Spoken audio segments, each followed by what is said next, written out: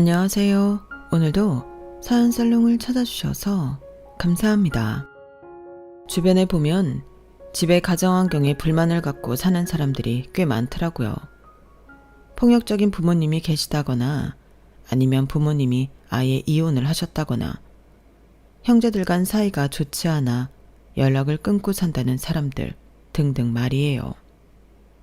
물론 그들도 그런 환경에서 살아왔다는 것이 힘들고 버거웠을 테지만 저는 그런 모습조차 부러워하며 살던 아이였어요. 저는 아예 어렸을 때 부모에게 버려져 가족에 대한 기억이 아무것도 있지 않거든요. 나중에는 저를 일부러 유괴한 것이 아니라 부모님 역시 저의 실종 사건으로 평생을 소갈이하며 살았다는 것을 알게 되었지만 말이에요. 맞아요. 저는 어린 시절 부모님의 손을 놓쳐 어쩔 수 없이 헤어지게 되었고 그 후로 여기저기 옮겨다니며 맡겨져야 했어요. 보육원, 고아원, 교회 돌봄센터 등등 커오면서 수많은 곳을 거쳐 다녔죠. 이런 제 인생이 절망스럽고 부모님이 원망스러워서 나쁜 생각도 많이 하고 스스로를 옭아매면서 살았었죠. 저는 애초에 태어나지 말았어야 할 저주받은 사람이라고 생각했어요. 하지만 학교에서 저를 이해해 주시고 바로 잡아주시려 끝까지 노력했던 한 선생님 덕분에 밝고 건강한 사람으로 다시 태어나 살고 있답니다. 그때 그 선생님은 저의 평생 은인으로 지금도 종종 찾아뵈며 인사를 드리고는 해요. 선생님이 끝까지 지켜봐 주셔서 대학까지 어떻게 들어갔지만 그다지 좋은 머리가 아니어서 겨우 졸업 후 작은 회사에서 일을 시작했어요. 그래도 한 가지 일을 맡으면 끝까지 해내는 성실한 태도 덕분에 회사에서 나쁜 소리를 들어본 적은 없죠. 그 덕분에 옆부서 팀장님이 좋은 남자를 소개시켜주고 싶다며 만남을 주선하셨고 그 남자와 결혼까지 이어지게 되었죠. 그와의 결혼이 쉽게 이루어졌던 것은 결코 아니었어요. 만나서 연애하는 것이야 우리끼리 어떻게 하면 되겠지만 결혼은 부모님의 허락도 맡아야 하는 일이고 하다 보니 남자 쪽 집에서 저를 극심하게 반대했거든요. 부모, 형제, 심지어 먼 친척이 피부치 하나도 없는 제 출신을 받아들일 수 없다며 시어머니는 온갖 방법으로 저희의 결혼을 제지하려 하셨었어요. 귀한 아들을 둔 시어머니의 마음을 이해하지 못하는 것은 아니었지만 당시 저희는 너무 사랑하고 있었죠. 모진 말도 많이 듣고 따귀도 맞아보고 온갖 수모를 다 겪었지만 그때마다 남편이 잘 버텨주어 결국 저희는 결혼 허락을 받게 되었죠. 남편이 저 아니면 죽겠다고 난리를 치니 어쩔 수 없이 저를 받아주실 수밖에 없었거든요. 가장 어렵다는 결혼의 반대를 무릅쓰고 이제는 행복할 일만 남았다고 생각했는데 대놓고 제게 시집살이를 시키는 시댁 때문에 저희 고통은 끝나지 않더군요. 툭 하면 시댁으로 저를 불러대는 통에 저는 더 악착같이 이를 붙잡고 있었어요. 제가 직장일 마저 안 하면 거의 그 집 식모마냥 살겠더라고요. 그래서 아이를 낳았을 때 빼고는 끝까지 사회생활을 하려고 노력했죠. 엄마, 진욱이 좀 그만 불러. 일하면서 애까지 키우는 사람 불쌍하지도 않아? 엄마 집에 손님 온다고 와서 음식하라고 했다면서. 그거 내가 가지 말라고 했어. 진욱이 힘들어서 요즘 살이 5kg나 빠졌는데 더 피마르게 하지 마. 어? 야, 이 못난 자식아. 아주 지 마누라한테 꽉 붙잡혀 살아서는 집에 중요한 손님이 오시는데 시댁 와서 그것 좀 도와줄 수 있지. 그걸 또 쪼르르 너한테 가서 이러디? 아, 진욱이 걔도 참 입사다. 싫으면 싫다고 나한테 말할 것이지 왜 너를 시켜서 이렇게 분통 터지게 해? 어? 진욱이가 말한 게 아니라 내가 어쩌다 알게 된 거야. 그 별것도 아닌 직장 다니면서 몇 푼이나 번다고? 유세야 유세는. 그냥 집에서 애 잘 키우고 네 내조나 똑바로 하라고 해. 그나마 남편이 저의 방패막이가 되어주어 너무 심한 시집살이는 막아주곤 했었죠. 소중한 내 아이와 날 보호해 줄 거라 믿는 남편이 있어 결혼 생활이 유지될 수 있었던 거예요. 하지만 결정적으로 제가 이를 놓을 수밖에 없는 사건이 터지고 말았어요. 유방암입니다. 늦기 전에 빨리 수술을 진행해야 합니다. 네? 유방암이요? 하늘도 무심하시지. 제가 유방암 선고를 받고야 말았던 거예요. 다행히 암 발견 후 바로 수술과 치료가 들어가 목숨에는 지장이 없었어요. 하지만 문제는 일이었죠. 어느 정도 회복되었다고 생각하고 출근을 했다가 낭패를 보곤 했었거든요.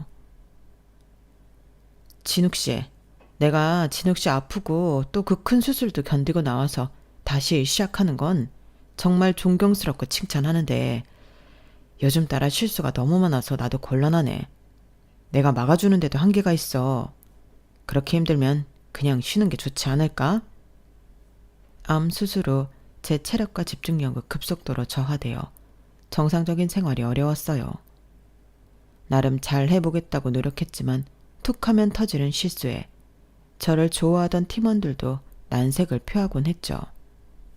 게다가 아픈 몸으로 퇴근하고 와 아이까지 케어를 잘 못하는 제 자신을 보며 눈물을 머금고 저는 일을 그만두어야 했어요.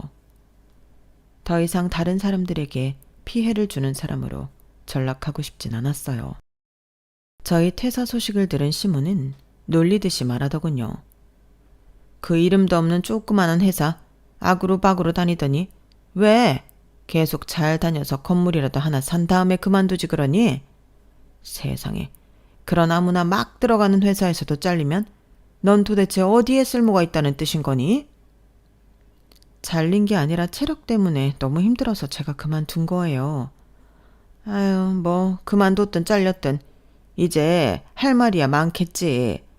너 직장 다닌다고 다혜리한테 소홀한 거 진짜 마음에 안 들었다. 나 잘 키우지. 월급도 쥐꼬리만큼 주는 회사 뭘 다니겠다고. 뭐 어려서부터 보고 배운 게 있어야 말이지. 시모의 모진 말이 이어졌지만 저는 대꾸할 기운도 없어 그냥 또 외면하고 말았어요. 사실 당시 남편은 요식업 쪽 사업을 하고 있었는데 장사가 꽤 잘 되는 편이었죠. 남편의 벌이만으로도 집안 경제는 제법 돌아가는 편이었으니까요. 그럼에도 불구하고 저는 제 일을 끝까지 하고 싶었고 그게 좌절된 순간 저는 큰 절망감을 느꼈어요. 하늘도 무심하시지. 부모 형제 없는 내가 불쌍하지도 않나? 나이도 젊은데 유방암이 뭐야. 살아있어도 사는 것 같지 않고 내가 끝까지 할 수 있는 일이 하나도 없어. 원망스러운 제 팔자 앞에서 아무것도 할 수 있는 것이 없었지만 그때마다 제 보석 같은 딸을 보며 마음을 다잡고는 했어요. 일을 그만두자 시몬은 당연하다는 듯이 온갖 잡스러운 일들을 제게 맡기기 시작하더군요. 겨울 오기 전에 두꺼운 이불 다 한 번씩 빨래방 가져가서 세탁하고 해야 하는데 네가 차 좀 갖고 와서 해야겠다. 김장할 것 준비물 내가 지금 문자로 보냈지? 그거 하나도 빠짐없이 사와야 된다. 명하게 한 약 내가 주문해놨으니까 네가 가서 직접 가지고 가라. 꼬박꼬박 잘 챙겨서 먹이고. 이번에 집에 옛날 책들 다 버리고 책장 정리할까 하는데 이번 주말에 올 수 있지? 올 때 책들 묶을 수 있는 끈이랑 목장갑도 꼭 챙겨오고. 허리가 삐끗했는데 와서 나 데리고 병원 좀 가자. 도무지 걸을 수가 없네. 나 여행 왔는데 깜빡 잊고 창문을 안 닫고 왔네. 내일부터 비 많이 온다는데 집 가서 창문 좀 꾹꾹 닫고 가고 나가는 길에 음식물 쓰레기도 가져가서 버려. 알았지? 이런 것들 외에도 시몬은 모든 일을 제게 쉽게 명령하고 시키고는 했어요. 심지어 남편에게는 일도 안 하고 놀고 있는 남동생이 하나 있었는데 그 시동생이 뒤치다꺼리까지 제가 해야 할 때도 있었어요. 이번에 모임에서 내가 2주나 넘게 여행을 가기로 했는데 명교 밥 좀 챙겨줘. 네? 도련님 밥을요? 네가 집에 와서 차려주고 가든지 아니면 2주 동안 명교를 너희 집에서 먹고 재우고 하든지. 도련님도 30대 중반인 어른인데 혼자 잘 챙겨 드실 수 있지 않을까요? 나는 걔 아무리 집에서 놀고 있어도 부엌 출입시킨 적 한 번도 없다. 괜히 이거 해라 저거 해라 하면 더 스트레스 받을 거고 밥이라도 잘 챙겨 먹어야 뭐든 하려는 의지도 생기니까. 걔가 마음이 어려서 말만 잘못해도 상처 크게 받는 애야. 괜히 네가 이상한 말 하지 말고 조용히 밥이나 잘 차려줘. 참, 명교 걔는 약간 싱겁게 먹으니까 알아두고. 도련님은 남편과 달리 사회생활을 한 적이 없어요. 처음에는 재택근무를 하는 건가 아니면 집에서 예술활동을 하는 건가 싶었지만 그냥 백수로 놀고 있는 것이더군요. 남편도 그런 자기 동생을 많이 답답해했지만 도련님은 시모의 치마폭에 푹 쌓여 좀처럼 일을 하려고 하지 않더군요. 답답한 마음의 남편은 시모와 도련님이 다 있는 자리에서 이렇게 말한 적도 있어요. 야, 여명교. 너 진짜 계속 이렇게 집에서 놀고 먹으면서 허구한 날 게임만 처하고 있을 거야? 네 주변에 친구 없어? 다른 애들 좀 봐. 다 취직하고 열심히 일해서 결혼 준비도 하고 그러는데 넌 지금 도대체 뭐 하는 거냐? 진짜 하고 싶은 일이 없으면 형 가게 와서 일이라도 돕던지, 어? 형 가게 가면 음식 냄새 너무 많이 나서 어지럽단 말이야. 그래, 명교 얘가 후각이 예민해서 냄새만 좀 이상해도 머리 아파하고 그러잖니. 그래서 엄마는 계속 이렇게 얘 집에만 둘 거예요? 지가 진짜 필요하다 느끼면 뭐든 하겠지. 지금은 그냥 내버려둬. 명교 얘도 다 속이 있는 애야. 속은 무슨 일확천금 노리고 맨날 로또나 사는 거 내가 다 아는데. 한심하다 한심해. 남편이 돈을 벌어 시댁적으로 일정 용돈을 드리고 있는 건 알고 있는데 아마 시동생 몫까지 조금 더 챙겨보내는 것 같더군요. 아무튼 시동생 본인의 일할 의지도 없지만 시모 역시 자기 아들을 사회에 내보낼 생각도 없어 보였어요. 형수님, 입을 팬티가 없는데 세탁기 어떻게 돌려요? 형수님, 집에 갑자기 TV가 안 나오는데 어떡해요? 형수님, 저녁에는 짜장면이랑 탕수육 먹고 싶은데 집으로 시켜주면 안 돼요? 시모 말처럼 매일같이 시댁에 가서 시동생의 끼니를 차려주진 않았지만 어쨌든 시모가 부재한 2주 동안 시동생도 참 많이 저를 부려먹더군요. 남편에게 하소연하는 것도 한두 번이지 말하는 사람도 듣는 사람도 다 지치고는 했죠. 여보, 다율이가 이번에 체육대회 할 때 아빠랑 엄마가 꼭 같이 왔으면 좋겠대. 참석해 줄 수 있어? 당연히 안 되지. 가게 얼마나 바쁜지 알면서. 이번에 알바생 빵꾸까지 나서 그거 메우느라 진짜 정신 하나도 없어. 그런 건 당신이 다율이한테 잘 좀 얘기하고 그래. 다율이가 같은 반 친구들 다 엄마랑 아빠랑 온다는 얘기 듣고 기대하는 것 같더라고. 당신 바쁜 거야 다 알지. 그런데 애가 의기소침해 할까봐. 아무튼 안 돼. 당신도 될 것 같은 얘기만 좀 골라서 해. 이런 얘기로 시간 낭비하지 말고. 시댁의 잡돌이에 철저히 저를 먼저 지켜주던 남편은 언제부터인가 태도가 변하더군요. 가게 일이 바쁘다는 핑계로 저뿐만 아니라 딸의 일까지 관심을 두지 않기 시작했어요. 제가 말만 좀 걸려고 해도 시간 없다고 무시해버리기 일쑤였고 사소한 일에도 화부터 내더군요. 남편이 바빠진 일로 전과 다른 불통의 사람이 되었지만 경제적인 부분은 확실히 부족하지 않게 채워져서 그나마 버티고 있었어요. 하지만 그것도 잠시 남편이 하는 일에도 큰 위기가 봉착하고 말았어요. 뭐? 박 사장이 유통한 식품이 걸렸다고? 이 자식이 중국산을 다 국산이라고 속이고 아주 안 좋은 싸구려 물질도 섞어서 납품했었더라고. 거기서 납품받는 우리랑 다른 새 집까지 이번에 싹 다 조사 나와서 가져갔어. 이 새끼를 내가 몇 년을 믿고 맡겼는데 어떻게 이렇게 내 뒤통수를 칠 수 있어? 남편과 거래하는 업체 사람의 거짓말로 저희까지 피해를 보게 되었죠. 이 바닥 소문 한번 잘못 나면 그냥 폐업의 길로 접어드는 건데 진짜 환장하겠다. 남편의 말처럼 관련 소문이 나고 전처럼 손님이 주는데 단 하루도 걸리지 않더군요. 게다가 남편 가게 가까이에 같은 부류의 가게들이 우후죽순으로 생기면서 결국 남편은 파리만 날리게 되었어요. 보증금도 다 깠는데 이렇게 빈털터리로 나갈 순 없어. 남편은 한순간에 무너졌고 메일을 술로만 보냈어요. 더욱 포악스럽고 난폭하게 변한 남편은 이제 더 이상 제가 알던 전의 그 모습이 아니었죠. 저나 딸이나 매일같이 눈물로 밤을 지새우는 일이 빈번했어요. 그러던 어느 날 전화 한 통을 받게 되었죠.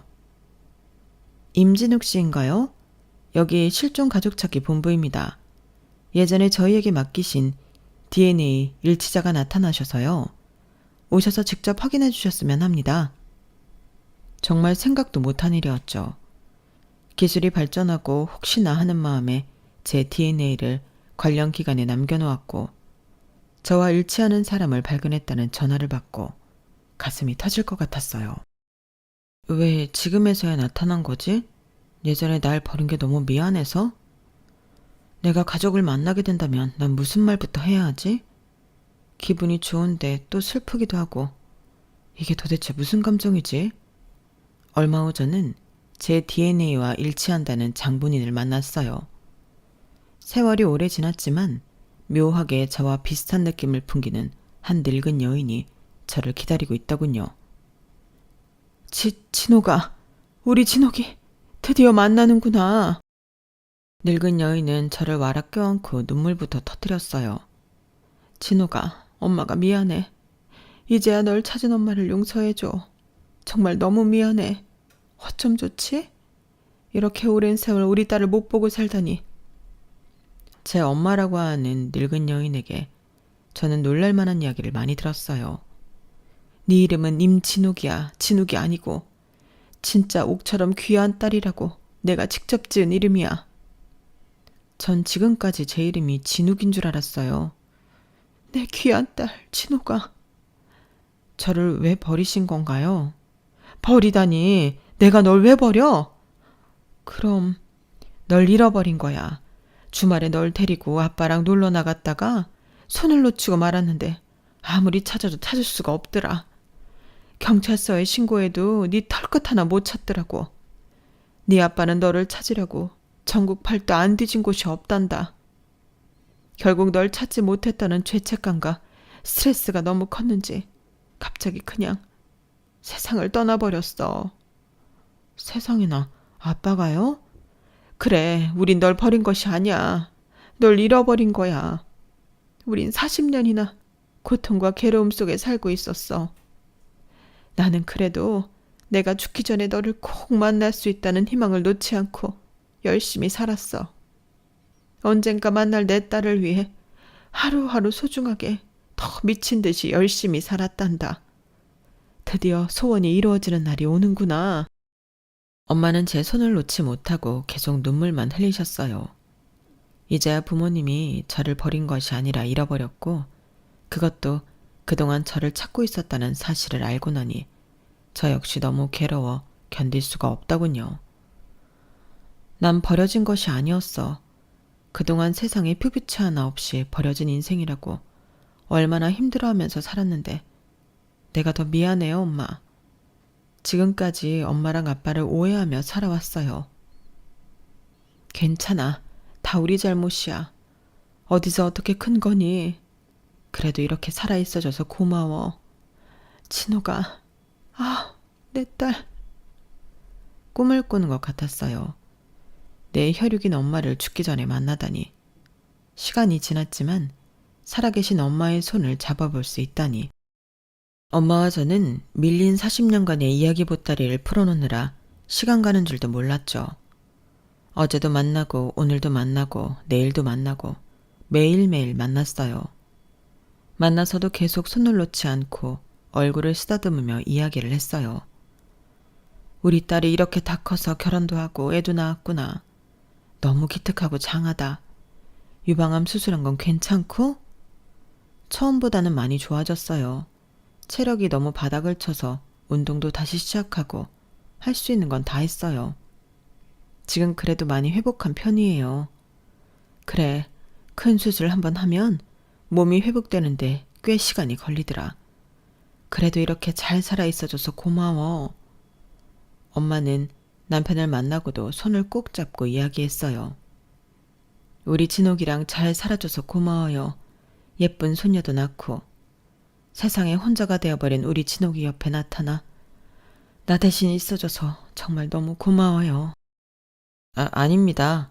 이제라도 이렇게 장모님을 뵐 수 있어서 다행입니다. 남편은 갑자기 나타난 장모의 존재에 낯설어 했지만 또 어느 정도 적응을 금방 하는 것 같았어요. 문제는 시모였죠. 너 친엄마 찾았다며? 네, 과학기술이 진짜 발전했나 봐요. 제 DNA로 찾았대요. 그래서 널 왜 버렸대? 버린 게 아니라 잃어버리셨대요. 엄마랑 아빠도 한평생 절 찾아다니시며 사셨대요. 그동안의 오해가 다 풀렸어요. 오해는 무슨? 자식 잃어버린 부모는 입이 10개라도 할 말이 없지. 그게 무슨 자랑이라고 떠벌리고 다니겠냐? 자랑은 아니지만 그래도 이제 찾았으니 얼마나 다행이에요. 전 세상에 제가 혼자밖에 없는 줄 알았는데 지금 너무 기쁘고 행복해요. 네 친엄마가 거짓말하는 거 아니야? 네? 무슨 거짓말이요? 전에는 버린 게 맞는데 뭐 필요한 게 있으니까 DNA인가 뭐식인가로 찾아놓고 잃어버렸던 거라고 거짓말하는 거 아니냐고. 그게 무슨 말이에요, 어머님? 찾은 식구들 중에 간이식 같은 거 필요한 사람 없나 잘 알아보고 해라. 괜히 가족 찾았다고 좋아했다가 또 뒤통수 다칠라. 시모는 삐뚤어져도 단단히 삐뚤어져 있는 사람이었어요. 저희 모녀 상봉을 아주 나쁘게 보고 있더군요. 어머니, 그동안 제게 모진 말하시고 이것저것 잡일시키셔도 저 말 한마디 안 하고 잘했잖아요. 그건 다 어머니가 다율이 할머니고 가족이라고 생각해서 묵묵히 해왔던 거예요. 그런데 이제서야 생긴 제 피부치인데 그렇게 나쁘게 말 안 하셨으면 좋겠어요. 부탁이에요. 아유, 이제 지 엄마 생겼다 이거지? 지금까지 마음에 1도 안 드는 며느리 딸처럼 생각하고 잘해줬더니 세상에나 머리 검은 짐승은 거두는 것 아니다더니 딱 맞네. 아이고, 누가 보면 너 데려다 막 부려먹은 줄 알겠다. 너 내 말이 진짜인지 아닌지 두고 봐라.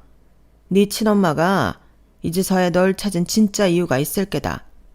세상 만만한 게 아니거든. 친엄마를 찾고 세상을 다 가진 이 기분을 망치고 싶지 않아 더 이상 시모와 언쟁은 하지 않았어요. 이제 좋은 생각, 좋은 일만 생겨도 모자라니까요. 마치 엄마와 저는 연애를 시작한 연인처럼 서로에 대해서 하나씩 알아갔어요. 진호가, 이 사진 봐봐. 너 돌 때 찍은 거야. 너무 귀엽지?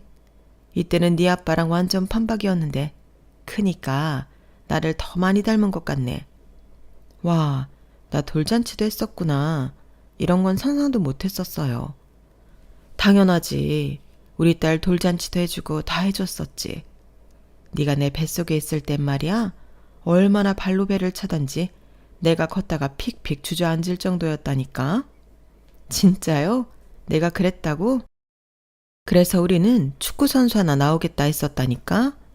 태동이 얼마나 활발한지 자다가도 퍽, 또 자다가도 퍽. 그때 네 다크서클이 어마어마했지. 지금이라도 사과할게요, 엄마. 두 돌 지나면서부터 펜 같은 걸 아주 야무지게 잡았었어. 다른 애들은 그냥 마구잡이로 낙서를 하는데 너는 사람 얼굴도 그리고 눈, 코, 머리카락도 다 그리더라. 재주가 아주 많은 딸이라고 네 아빠가 정말 좋아했었는데. 아빠 사진 좀 더 보여주세요. 자, 여기. 나는 원래 네 아빠의 친구랑 교제하고 있었는데 거기랑 헤어지고 아빠랑 어쩌다 결혼한 거야. 어머, 정말요? 친구의 친구를 사랑한 케이스? 나중에 그 헤어진 전 남자친구가 찾아와서 네 아빠랑 주먹 다짐도 할 뻔하고 아주 그랬어. 참, 다 추억이다. 같이 있었으면 이런 얘기 저런 얘기 더 많이 듣고 나눴을 텐데. 아니야, 진호가. 지금부터라도 우리 많이 이야기하고 많이 보고 많이 웃고 살자. 알았지? 네, 엄마. 엄마가 사실 너한테 해줄 진짜 중요한 이야기가 있어. 잘 들어야 돼. 뭔데요, 엄마? 엄마한테 지금 아파트가 몇 채 있어. 아파트요? 몇 채나 있길래? 12채가 있는데 2채는 이미 임자가 나타나서 처분할 거야. 그러니까 총 10채인 거지. 아파트가 10채나요? 세상에, 그거 다 엄마 거예요? 네 아빠 죽고 사망보험금이 나왔는데 그 돈을 어쩌지 싶어서 보고만 있는데 네 생각이 났어. 내 생각이요? 아빠가 널 찾다가 돌아가셨는데 내가 어떻게든 끝까지 널 찾아서 좋은 것들을 다 물려줘야겠다 싶은 생각이 들더라고. 생이별한 것도 억울한데 만나서 가난뱅이 엄마이면 네가 얼마나 싫겠니? 에이, 싫다니. 엄마면 엄마인 거지. 가난한 거랑 뭐가 상관 있어요. 아니야. 그래서 나는 악착같이 재산을 빌려서 널 만나 다 주고 가야겠다 하고 이를 악물었단다. 우선 돈 있는 사람들은 돈을 어떻게 굴리나 하고 관찰도 하고 공부도 했는데 역시 정답은 부동산이더라고. 그 당시만 해도 아빠 사망보험금으로 집 한 채 정도는 마련할 수 있었어. 그 첫 집 산 걸 계기로 계속 돈을 굴렸어. 처음에는 조그마한 원룸에서, 그 다음에는 방 2개짜리, 그 다음은 방 3개에 화장실 딸린 빌라. 그렇게 계속 공부하고 투자하다 보니 나중에는 지동에 있는 아파트까지 내 거가 되어 있더구나. 지동이요? 거기가 집값 제일 비싼데 아니에요? 맞아. 거기에 2채, K동에는 5채, C동에는 3채 이렇게 말이야. 세상에, 나 말도 안 돼. 다 그렇게 집값이 비싼 동네에 집이 있다는 말이에요? 엄마 진짜 공부 많이 했어. 너 하나만 생각하고 정말 악착같이 살았어. 엄마, 그래도 얼마나 감사하니? 우리 딸 드디어 이렇게 만나게 해줬는데 이제 진짜 아무 소원 없다. 이 모든 거 다 우리 딸 거야. 네? 아니에요. 엄마가 평생을 힘들게 일궈온 건데 왜 다 저를 주세요? 엄마 남은 여생 편하게 사시는 게 저는 더 좋아요. 다 네 거야. 하나도 빠짐없이 다 넣어줄 거야. 네가 한 집마다 돌아가면서 살던지 팔아서 현금화하던지 엄마는 이제 상관없다. 우리 딸한테 줄 수 있는 거 다 주고 갈 거야. 엄마는 집값이 가장 비싸다는 동네에만 10채를 보유하고 있었고 당신이 사시는 집을 제외하고 제게 모두 물려주시겠다는 말 하셨어요. 심지어 증여세에 관련된 건 역시 어떻게 해결을 해야 할지 세무사와 다 이야기도 맞춰놓았고요. 난 엄마 찾은 것만 해도 지금 너무 행복한데 집이라뇨. 과분해요. 40년 동안 너한테 못해준 거 이렇게라도 네가 받아줘야 엄마가 마음 편해. 우리 이제 정말 행복하게만 살자, 진호가. 저희 모녀는 부둥켜 안고 한참을 울었어요. 엄마랑 아빠가 저를 얼마나 애타게 찾아다녔고 얼마나 사랑했는지 알 것 같았어요. 저를 버렸다고 오해하고 부모님을 원망해왔던 제 자신이 너무 싫더군요. 엄마에게 집 10채를 받게 되어 있다는 사실을 안 시댁은 정말 놀랍게도 180도 다른 사람들이 되어 있더군요.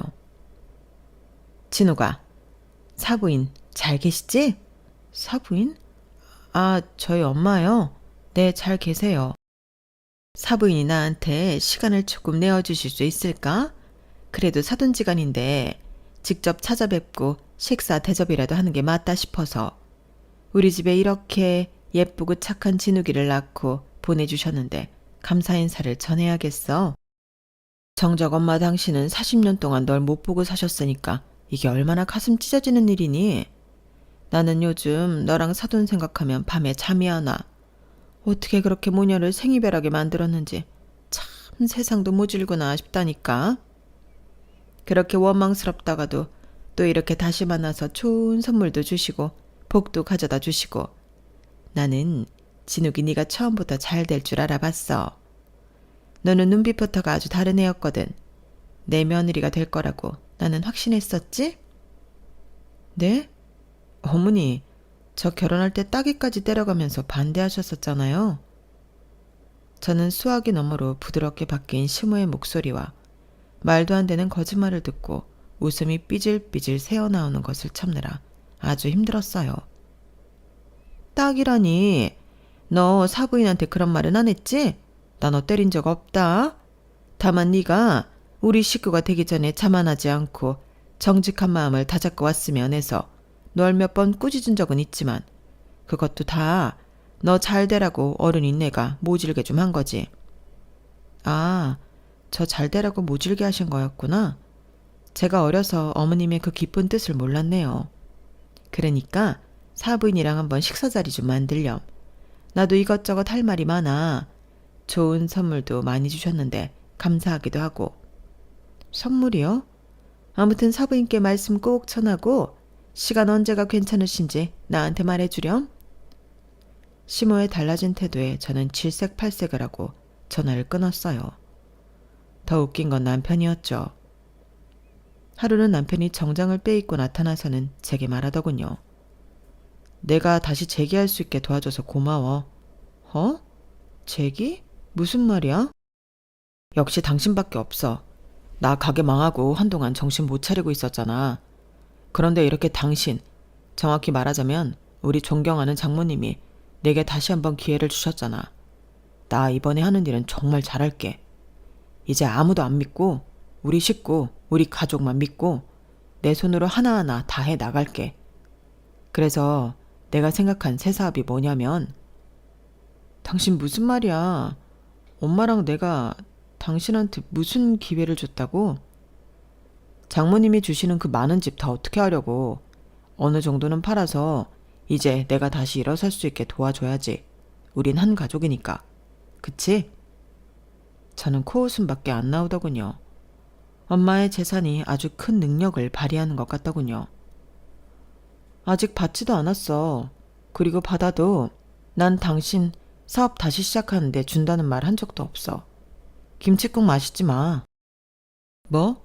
우리 가족이잖아. 김칫국이라니. 힘들 때 서로 위로해주고 다시 격려해서 일으켜주는 게 진짜 식구지. 그래서 나 힘들 때 당신이 날 위로해줬던가?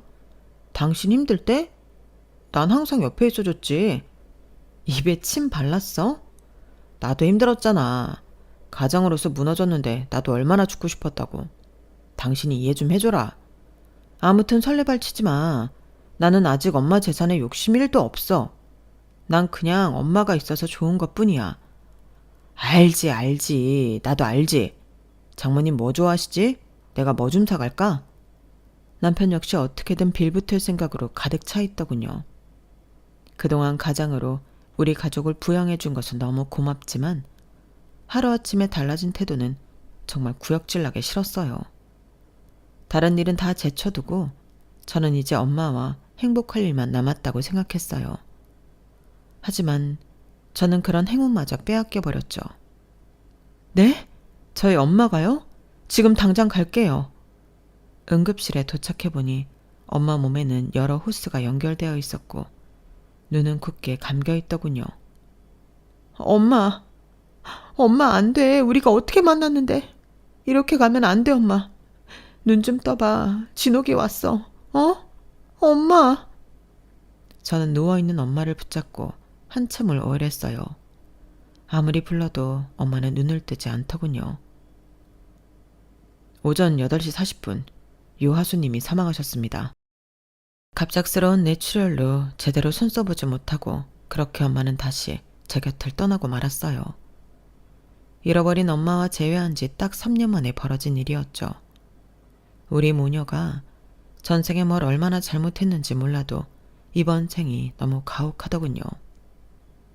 이제야 우리 엄마를 찾고 함께 행복할 일만 남았다고 생각했는데 이렇게 또다시 저 혼자 남겨지다니.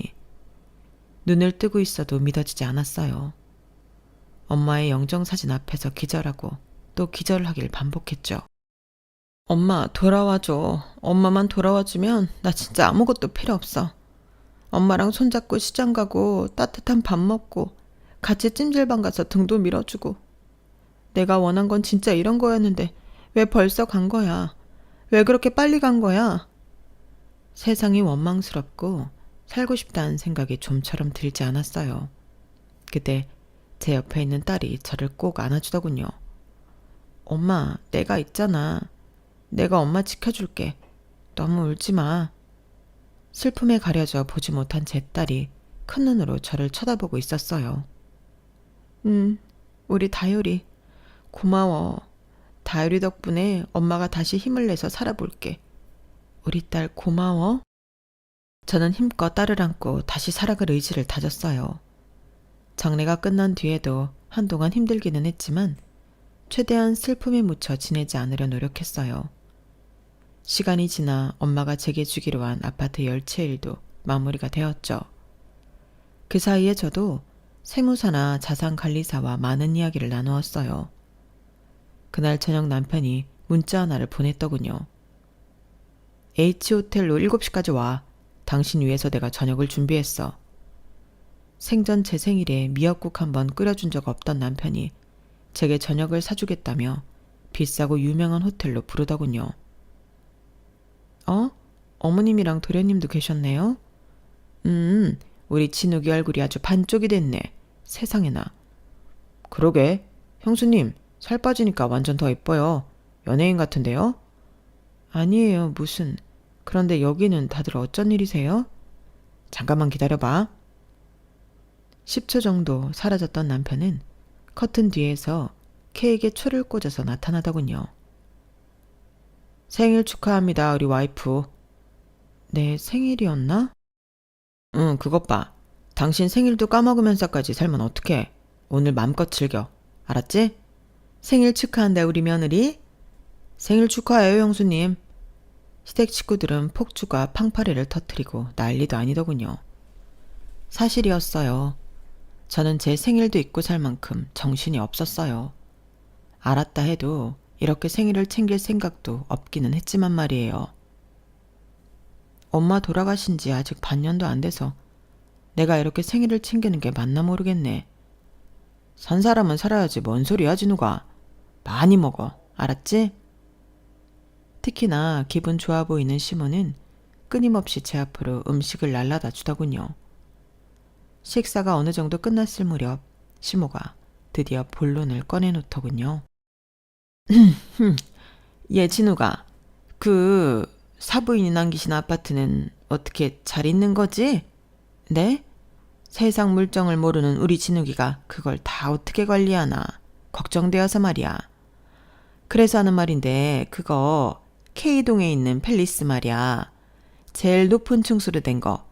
나랑 명교 들어가서 살게 해주면 안 될까? 우리 이제 좀 고층에서 살아보고 싶잖니. 무슨 말씀이세요? 우리가 그거 그냥 달라는 거 아니야. 지금 살고 있는 집 팔아서 넣어줄게. 이 집 팔면 그래도 한 2억 5천 원 될 거다. 그거 넣어줄 테니까 거기 한 채만 우리 다오. 명교랑 내 명의로 각각 한 채씩 주면 더 좋고.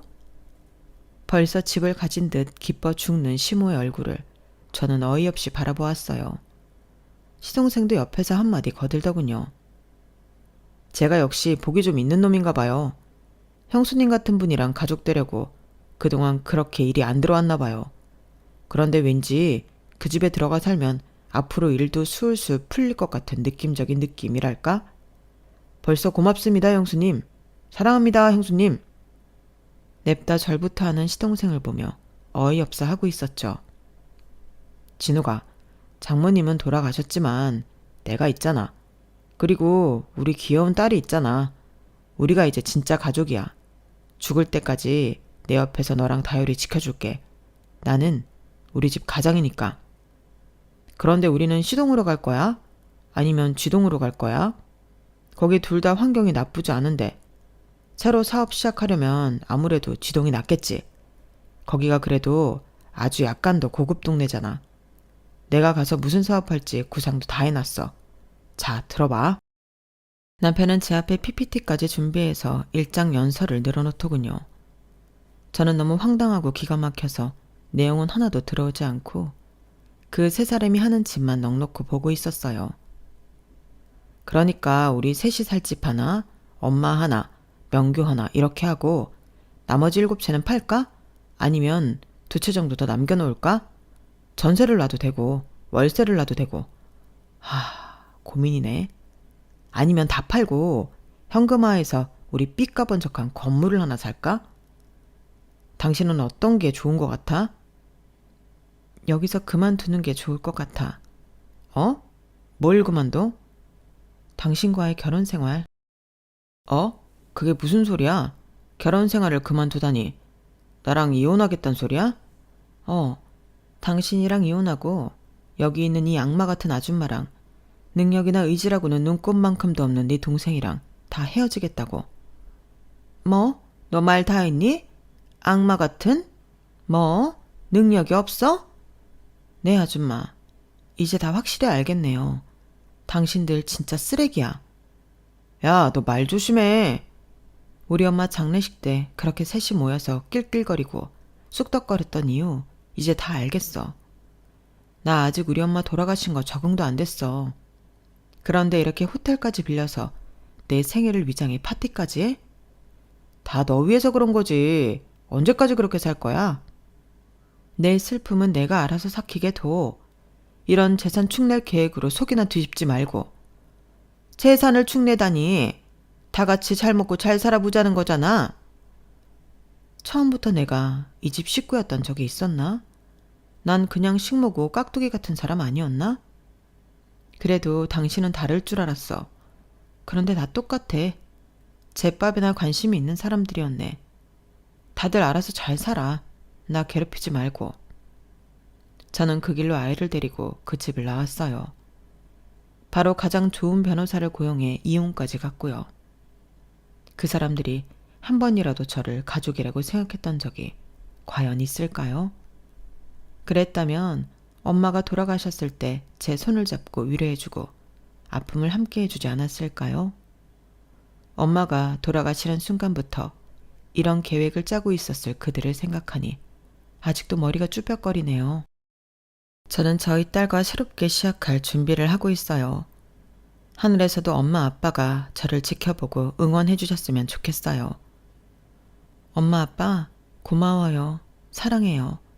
저는 다율이의 손 절대 놓치지 않을게요. 제 이야기는 여기까지입니다. 들어주셔서 감사합니다. 가족들과 행복한 하루하루 보내시길 진심으로 바랍니다. 여러분, 사연 댓글에 응원과 현명한 조언 부탁드려요. 좋아요와 구독은 저에게 큰 힘이 됩니다. 오늘도 좋은 일 가득하세요.